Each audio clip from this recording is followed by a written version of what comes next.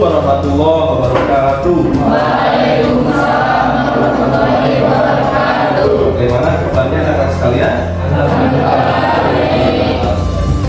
Pada kesempatan belajar kali ini sesuai dengan yang kemarin bicarakan bahwa ada pembagian kelompok untuk pembagian kelompok.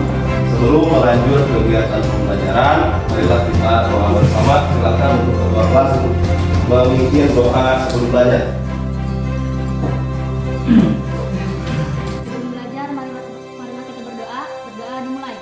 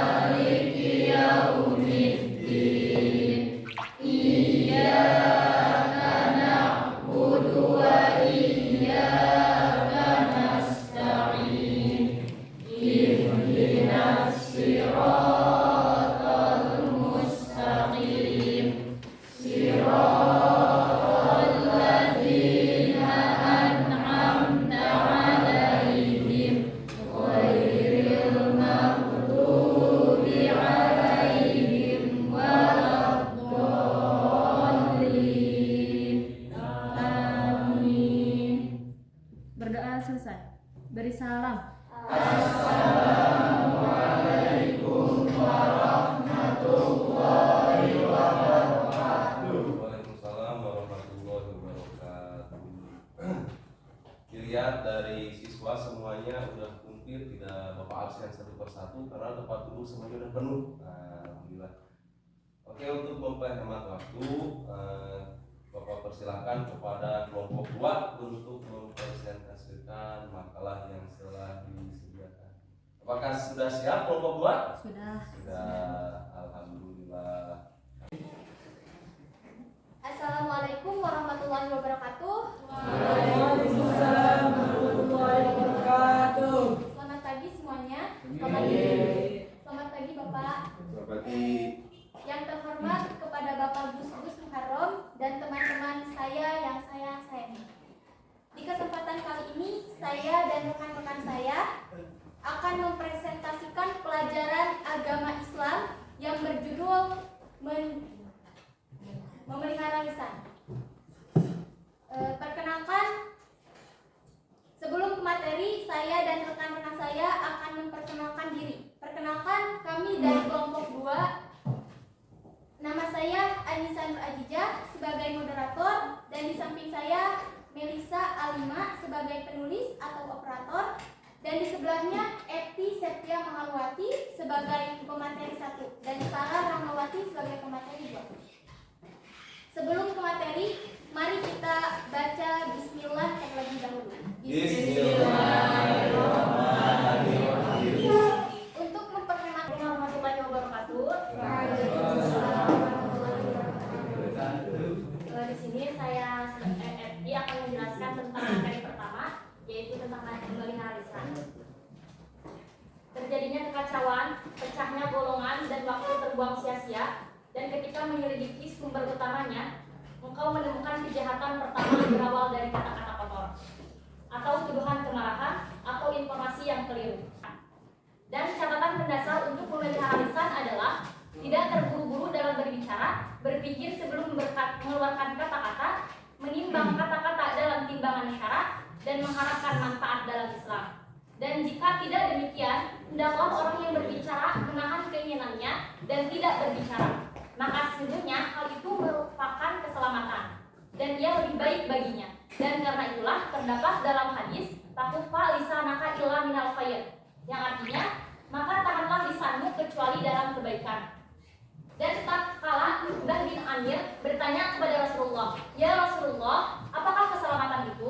Beliau menjawab, "Umsik alaika lisanaka wa la yasa'ka baituka wa baqi ala khati'atika." Yang artinya, tahanlah lisanmu hendaklah rumahmu meluaskanmu dan tangisilah kesalahanmu. Mu'adz bin Jabal menceritakan tentang perjalanannya kepada Rasulullah SAW. Ia bertanya kepada beliau, "Ya Nabiullah, ceritakanlah kepadaku amalan yang memasukkanku ke dalam surga dan menjauhkanku ke dalam neraka." Maka Rasulullah SAW menyebut pintu-pintu kebaikan. Setelah itu beliau bersabda, "Maukah engkau aku beritahukan kendali semua itu?" Maka aku berkata, "Tentu wahai Rasulullah." Lalu beliau memegang lisannya seraya berkata, "Tahanlah ini." Aku bertanya, "Ya Rasulullah, apakah kami dihukum karena ucapan kami?" Beliau berkata, "Ibumu kehilanganmu wahai Mu'adz, dan tidaklah menjerumuskan manusia di dalam neraka selain hasil panen lisan mereka." Dan At-Tabrani menambah dalam riwayatnya, "Kemudian sesungguhnya engkau tetap selamat selama engkau diam, maka apabila engkau berbicara, niscaya ditulis atasmu untukmu. Wa innal adada la yatakallamu bil kalimatin min khasaqatillahi la yulqi laha bala yahwi biha fina jahannam." Dan yang artinya, dan sesungguhnya hamba berbicara dengan ucapan yang menyebabkan kemurkaan Allah Subhanahu wa taala, yang tidak diperdulikannya, yang menjerumuskannya ke dalam neraka. Di dalam hadis Hudzaifah, sesungguhnya seseorang laki-laki berbicara dengan satu kata di masa Rasulullah SAW, maka ia menjadi munafik karena ucapan itu. Dan sesungguhnya aku mendengarnya dari seseorang dari kamu 10 kali di dalam majelis. Dan di dalam hadis sahih, sesungguhnya seseorang berkata kepada Ibnu Umar, "Sesungguhnya kami berkunjung kepada para pemimpin, lalu kami mengucapkan kata-kata. Apabila kami keluar, maka mengatakan yang lain." Ibnu Umar menjawab, "Di masa Rasulullah, kami menganggap hal itu termasuk sifat munafik."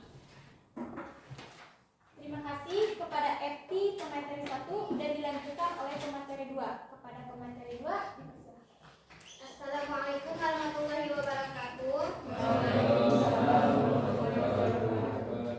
Di sini saya akan melanjutkan penjelasan dari pemateri 1. Melatih diri adalah dengan membiasakan lisan untuk mengucapkan yang baik dan menjaganya dari yang buruk. Diriwayatkan bahwa Isa bin Maryam bertemu babi di tengah jalan, maka ia berkata kepadanya, "Lewatlah dengan selamat." Maka beliau ditanya, "Engkau mengatakan hal ini kepada babi?" Isa menjawab, "Sesungguhnya aku khawatir membiasakan diriku mengucapkan yang buruk. Maka ucapan yang baik adalah dengan latihan dan kebiasaan, dan ucapan yang buruk juga seperti itu. Dan bagi setiap orang bersama lisannya menurut kebiasaannya, maka dengan sedikit kesungguhan terjagalah lisan, dan dalam kelalaian sejenak menjadi terjerumus." Para sahabat Rasulullah berhati-hati dari ucapan yang mubah atau dibolehkan, karena khawatir terjerumus dalam ucapan yang haram, karena bersungguh-sungguh dalam memelihara lisan dan menjaga agama. Maka barang siapa yang ingin keselamatan, hendaklah ia menjauhi majelis-majelis ghibah dan menjaga lisannya dari tergelincir. Qul a'udzu bika min syarri sam'i wa syarri basari wa syarri lisani wa syarri qalbi wa syarri mani. Yang artinya, bacalah aku berlindung kepadamu dari kejahatan pendengaranku, kejahatan penglihatanku, kejahatan lisanku, kejahatan hatiku, kejahatan ilmuku. Berlindung kepada Allah dari kejahatan lisannya terhadap kaum muslimin dan manis ucapannya bersama selain mereka. Dan Rasulullah pernah ditanya, "Islam apakah yang paling utama?" Beliau menjawab, "Man salimal muslimuna min lisanihi wa yadihi." Yang artinya, orang yang selamat kaum muslimin dari kejahatan lisan dan tangannya. Di antara memelihara lisan adalah menjaga dari pembicaraan yang tidak berguna dan tidak penting. Maka sesungguhnya Rasulullah mengarahkan kepada setiap muslim agar mengambil keuntungan dalam segala hal yang penting. Min husni islamil mar'i tarkuhu ma la ya'ni. Yang artinya di antara kebaikan Islam seseorang adalah meninggalkan yang tidak berguna. Dan dalam riwayat lain yang diriwayatkan Ahmad dalam musnadnya, "Inna min husni islamil mar'i qillatul kalami fi ma la ya'ni." Yang artinya sesungguhnya di antara kebaikan Islam seseorang adalah sedikit pembicaraan dalam perkara yang tidak berguna. terima kasih kepada Sarah sebagai penyampaian. Sekarang masuk ke sesi tanya jawab. Oke, apakah ada yang ingin bertanya? Dan sebutkan nama beserta pertanyaan. Nama saya Wilda. Saya ingin bertanya, apa manfaat dari menjaga lisan? Ada lagi? Angkat tangan yang bertanya. Saya dari Barin Pati. Saya ingin bertanya, apa ada dalil yang menjelaskan tentang menjaga lisan? Saya ulangi. saya Rinibal Rizky. Apa ada dalil yang menjelaskan tentang menjaga lisan? Ada lagi? Nama saya Muhammad Iwan. Pertanyaan saya, apa akibat dari tidak menjaga lisan? Ada lagi? Nama saya Novita Indri. Saya ingin bertanya, apa contoh perilaku atau ucapan yang menyakiti hati orang lain? Contoh? Apa contoh perilaku atau ucapan yang menyakiti hati orang lain? Terima kasih atas pertanyaannya dan akan langsung dijawab oleh pemateri 1 dan 2. Pertanyaan yang pertama akan saya jawab. Pertanyaannya, apa manfaat dari menjaga lisan? Dari menjaga lisan, yaitu dengan menjaga lisan, kita sebagai umat Islam akan terhindar dari perkataan-perkataan yang berujung pada dosa. Dan semua orang akan baik kepada kita karena orang itu tidak sakit hati oleh perkataan kita. Ya, terima kasih. Pertanyaan kedua akan dijawab oleh Saya. Oke, pertanyaan kedua saya akan menjawab. Pertanyaannya, apa akibat dari tidak menjaga lisan? Saya akan jawab. Akibatnya mendapat dosa dan pahala dari setiap amal baik yang kita lakukan dapat sirna dan justru diberikan oleh Allah pada orang yang merasa sakit hati karena lisan kita. Untuk pertanyaan yang ketiga, yaitu apakah ada dalil yang menjelaskan tentang memelihara lisan? Jawabannya ada, yaitu innal abda la yatakallam bil kalimatina yatabayyan fiha yazilu bima finnari arbada bainal masyriqi wal maghrib.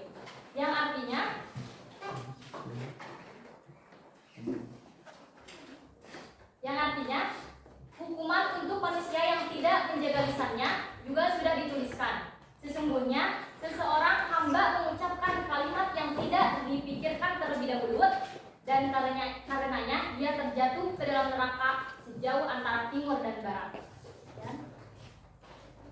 pertanyaan keempat. Oke, pertanyaan keempat, apa perilaku atau ucapan yang menyakiti hati orang lain? Jawabannya bisa saja. Contohnya seperti membanding-bandingkan, menyindir, menghina, mencaci, dan lain-lain. Terima kasih kepada semua pemateri yang sudah menjawab.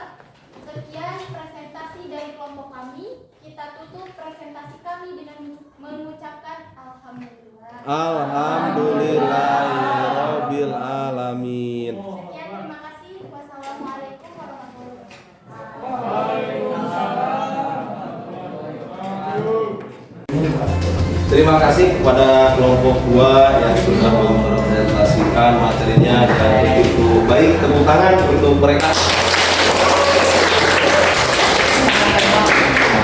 Bapak bisa mengambil kesimpulannya dan semua pun bisa mengambil kesimpulannya bahwa menjaga lisan itu sangat diutamakan karena baik buruknya perilaku seseorang apabila kita menyampaikan kepada orang lain itu perbuatan buruk, dan baik-baiknya manusia adalah orang yang menutupi aib orang lain.